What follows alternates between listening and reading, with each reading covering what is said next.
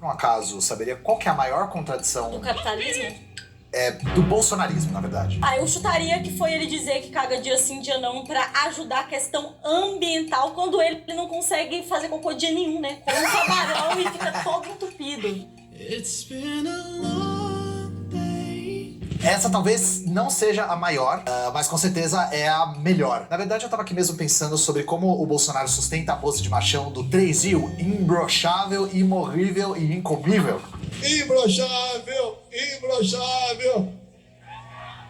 Me mata de uma vez. Isso tudo pro gado dele, né? Mas vira a tchutchuca do STF quando tem que peitar o Xandão. Entendi. Você tá falando do depoimento que o Biruleibe deu pro Xandão, né? Posso fazer uma brincadeira? Eu perguntaria aos seus advogados antes. Eu gostaria de convidá-lo para ser meu vice em 26. É isso aí. O cara que apoia esse merda não tem vergonha.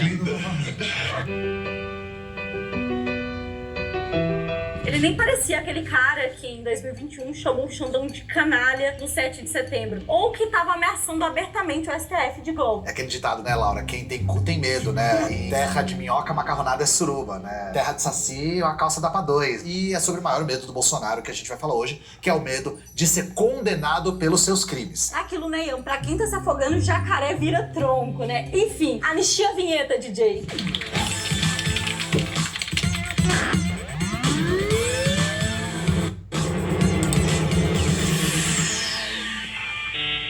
Mais de 2 anos depois do Bolsonaro inflar a galera dele pra quebrar o pau em Brasília, o Supremo Tribunal Federal finalmente tá ouvindo as partes acusadas e caminhando pro julgamento da tentativa de golpe. E o que a gente tem visto desde o início é que o bolsonarismo vem tentando emplacar a narrativa de que eram só as velhinhas e crianças, pessoas desarmadas, que apenas estavam exercendo seu amplo direito de liberdade de expressão irrestrita. Pois é, eles até elegeram algumas figuras entre esses presos pra tentar usar de exemplo de pessoas injustamente presas, né? Que a prisão é um grande sofrimento para essas famílias. Deve ser por isso que o Freixo sumiu, né?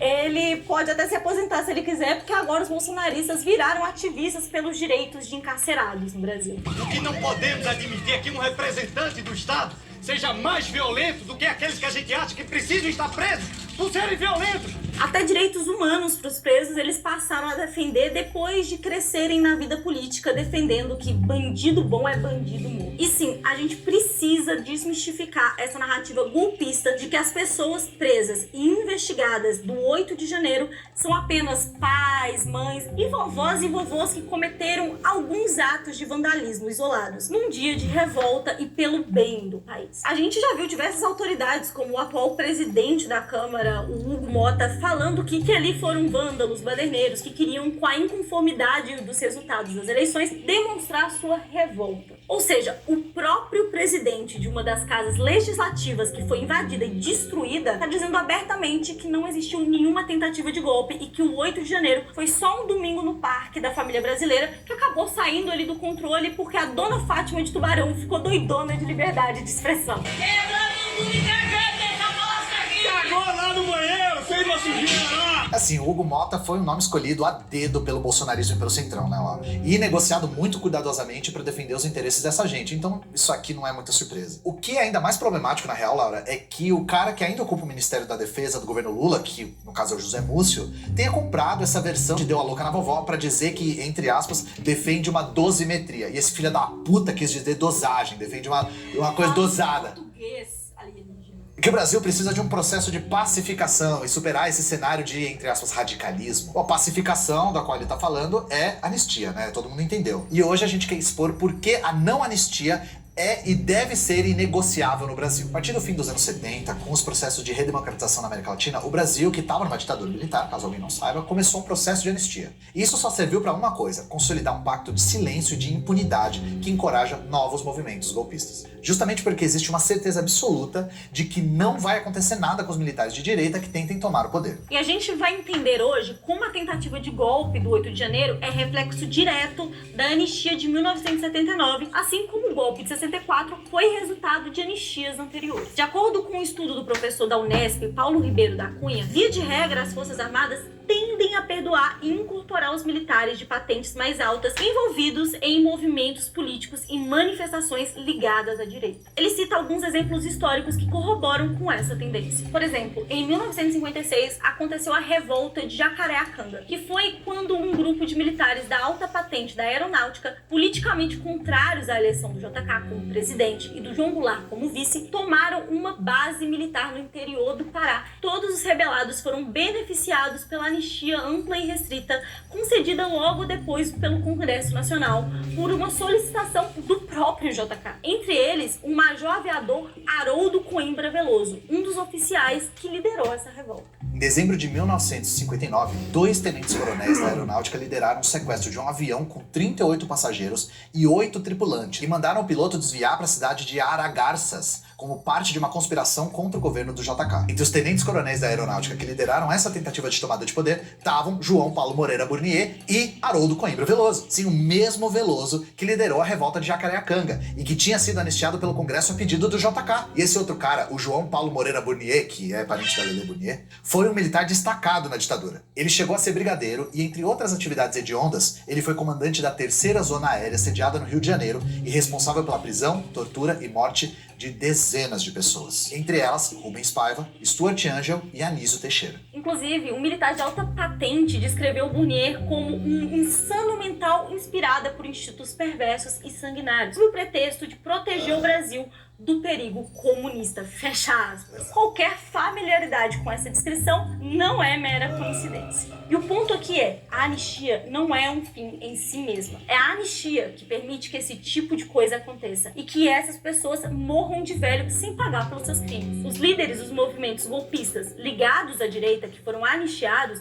foram articuladores dessas tentativas de voltar ao poder a partir de 64. E ele reforça também algo que parece óbvio, mas que é constantemente apagado, que é o fato de existir um cunho ideológico nessas anistias. A regra é clara: militares de direita, quando dão ou tentam dar golpe de Estado, aí é anistia ampla e restrita. E qualquer um que não defenda essa linha era punido ou expulso. E em 68, não satisfeitos em terem sido bem-sucedidos com o golpe de 64, e para garantir a manutenção do poder nas mãos das Forças Armadas, o Burnier traçou um plano de explodir o gasômetro do Rio de Janeiro, dinamitar uma represa e jogar 40 líderes políticos no oceano, para depois pôr a culpa na esquerda. Caso esse plano tivesse dado certo, teria pelo menos 100 mil pessoas mortas nesse dia. Na lista dos alvos estavam Carlos Lacerda, Juscelino Kubitschek, Dom Helder Câmara e o líder estudantil Vladimir Palmeira. E a tática era a mesma do Rio Centro, tá? Executar um atentado para colocar a culpa nos comunistas metafóricos. Só que um desses integrantes do Esquadrão Paraquedista de Resgate, o Sérgio Ribeiro Miranda de Carvalho, que ouviu a proposta do Burnier, não só se recusou a obedecer às ordens, como denunciou o plano. E aqui a gente precisa reforçar. Não é que o cara tenha dito que apoiava os comunistas ou tivesse traído as Forças Armadas em apoio aos perseguidos pela ditadura, tá? Não chega a ser esse nível. Ele simplesmente denunciou que havia um plano para cometer um crime que mataria milhares de inocentes e que serviria de bode expiatório. E aí, webcomunistas do meu coração, eu pergunto olhando no olho de vocês, qual desses dois foi acusado de insubordinação e teve sua carreira interrompida nas Forças Armadas? O que tinha um plano de matar milhares de pessoas, incluindo o ex-presidente,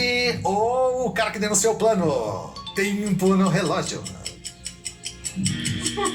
Alguns registros apontam que o Sérgio era conhecido pelos indígenas como Nambiguá Caraíba, homem branco amigo. Ele foi caçado pelo AI-5 em 1969 e nunca foi reintegrado às Forças Armadas. Em 1992, o Supremo Tribunal Federal reconheceu que ele deveria ter sido anistiado da mesma forma que foram os assassinos e torturadores da ditadura, e promovido a brigadeiro, que teria sido o caminho natural da sua carreira, caso ele não tivesse sido caçado nessa época. E o requinte de crueldade é que o Itamar Franco protelou a promulgação dessa decisão, proferindo ela 2 dias depois da morte do Sérgio Carvalho. Ele morreu sem que a sentença fosse aplicada, depois de anos tendo que sobreviver de bico, enquanto os criminosos da ditadura morreram de velhos com aposentadorias milionárias. E esse é só um dos vários casos de militares que se recusaram a cumprir ordens e foram severamente punidos pelas Forças Armadas. Enquanto aquelas figuras que ficaram famosas pela crueldade Aqueles militares de alta patente que eram conhecidos por serem sádicos foram anistiados. Anistiados num processo baseado no pressuposto de crimes conexos, ou seja, colocando no mesmo patamar os perseguidos, ameaçados, torturados e mortos na ditadura com seus perseguidores, torturadores e assassinos, privilegiando militares que tenham incorrido em manifestações políticas de direita e perseguindo, torturando e expulsando das Forças Armadas com atos administrativos os oficiais insubordinados. E é justamente a repetição desse processo e a anistia que permite que esses militares sanguinários contribuam para a preservação dessa narrativa de combate ao comunismo, de combate à esquerda, que faz com que as tentativas de golpes continuem acontecendo. E o pior de tudo é que não é só a extrema-direita que tenta vir com esse discurso de pacificação. E para quem acha que isso não foi resolvido porque faltava um governo de esquerda, o buraco é muito mais embaixo. O próprio Lula, até pós os atos golpistas, quando parte da imprensa e da opinião pública apoiaria qualquer ação de embate contra as Forças Armadas, peidou para os milicos. E a palavra é essa mesmo. Sei que você tá peidando. Isso ficou vergonhosamente evidente no ano passado, quando o golpe de 64 completou 60 anos e o governo proibiu autoridades e ministérios de fazerem qualquer ato em memória aos mortos e desaparecidos do regime militar no Brasil. E pior do que isso foi o que ele fez nas vésperas dos 60 anos de golpe. Durante uma visita do Macron, onde ele e o Lula fizeram aquele book bizarro de pré-wedding lá, o Lula aproveitou para rasgar elogios às Forças Armadas. Durante a cerimônia de batismo e lançamento ao mar do submarino toneleiro S-42 em Itaguaí, no Rio de Janeiro, o Lula discursou e disse ter carinho pelas Forças Armadas do Brasil. Ele disse que as Forças Armadas são altamente qualificadas para garantir a paz. Mas um trechinho aí chamou a nossa atenção aqui. O Lula congratulou um ex-ministro da Marinha que fez aniversário um dia depois dessa cerimônia, que completou 99 anos. Olha só que feito, né? Esse ex-ministro é ninguém mais, ninguém menos do que um dos 377 nomes no relatório da Comissão Nacional da Verdade, Alfredo Caran. Ele foi o último comandante da Marinha da ditadura militar, sendo ministro entre 84 e 85 no governo de exceção do Figueiredo. O nome dele está presente no primeiro volume do relatório final da CNV, no trecho que põe em ordem cronológica de ocupação dos cargos e que, segundo o documento, abre aspas, identifica os autores de graves violações de direitos humanos vinculados a esse plano de responsabilidade político-institucional, fecha aspas. Ou seja, o Caran é o 21º de uma lista que teve responsabilidade político-institucional pelas estruturas de repressão que torturou e matou e desapareceu com cidadãos brasileiros. Em 81, o Caran ganhou certo destaque por um discurso no qual ele disse, abre aspas, Galera, preste atenção, que aí é uma aula de história, e se a gente agora der anistia, no caso, não podemos dar, não vamos dar com certeza, vai acontecer isso de novo. E quem, preste atenção, quem tem ideia de golpista, essas pessoas que têm ideia de golpista, é tudo imbecil. Essas pessoas não podem estar no poder e na democracia não tem espaço para golpista. Mas continua com a aula do pessoal aí do Conhecimento Liberta aí.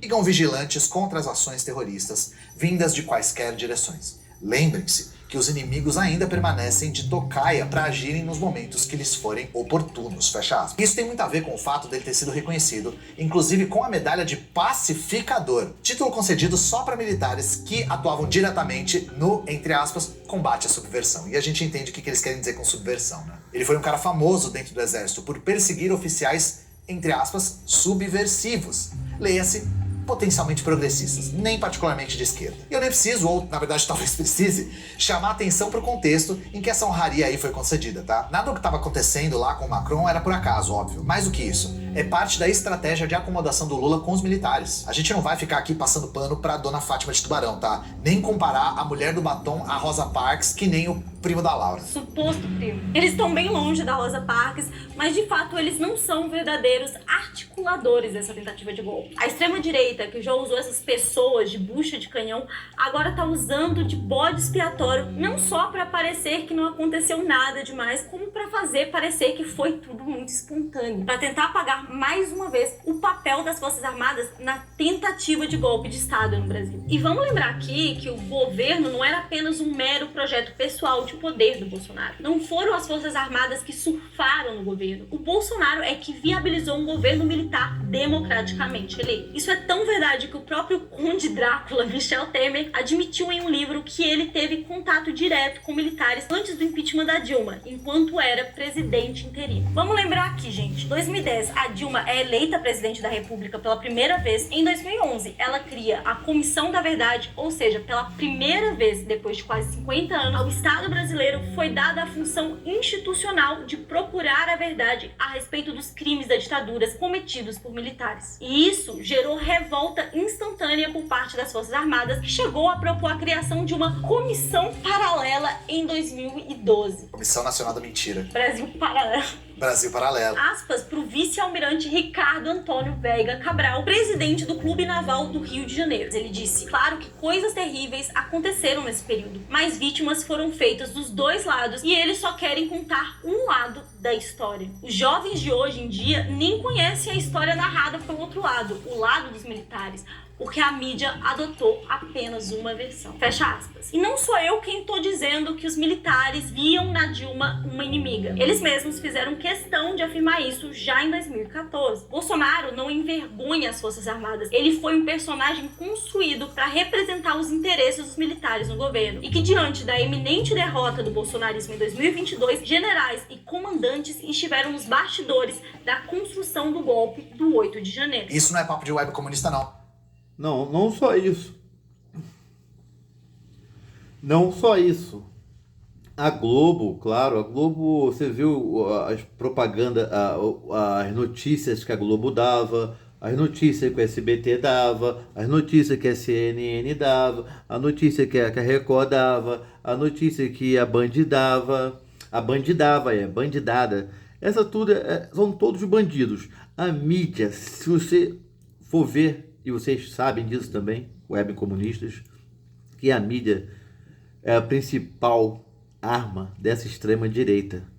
E graças, tem vocês aí agora para ensinar a passar dessa forma tão maestral que vocês passam informação. Vamos lá continuar essa aula.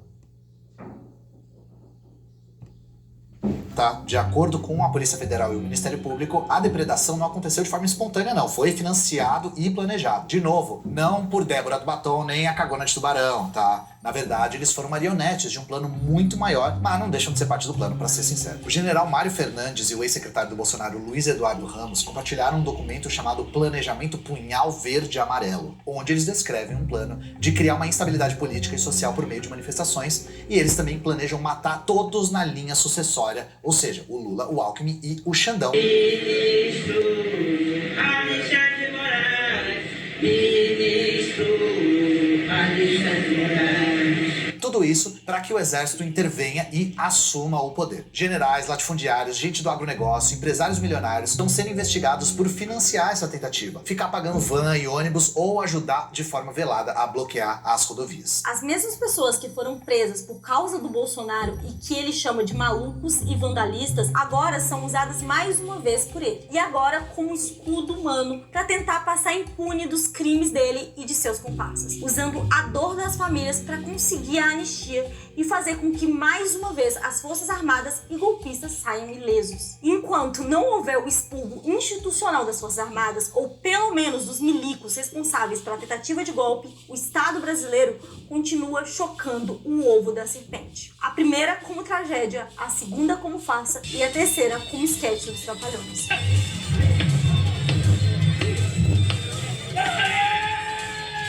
Olha aqui, na gaveta do Alexandre Moraes, olha aqui, o Supremo aqui, ó. Não vou mostrar a cara de quem pegou, mas tá aqui, ó. Um viado, careca e viado. Sabe o que tem que ser amplo e restrito? Você sentar o dedo nesse like e compartilhar esse vídeo. Eu sou péssimo nisso, faz o apoio. E vocês sabem o que também tem que ser amplo e restrito? A sua curtida, os comentários, o compartilhamento e o seu apoio ao ICL. Se inscrevam aqui, se inscrevam na plataforma do ICL, conheçam os cursos e os conteúdos incríveis e palestras que saem diariamente. É isso. Trabalhar é pior que morrer. E é assim que eu e o Ian, super sorridente, empolgado, terminamos o programa de hoje. Até a próxima.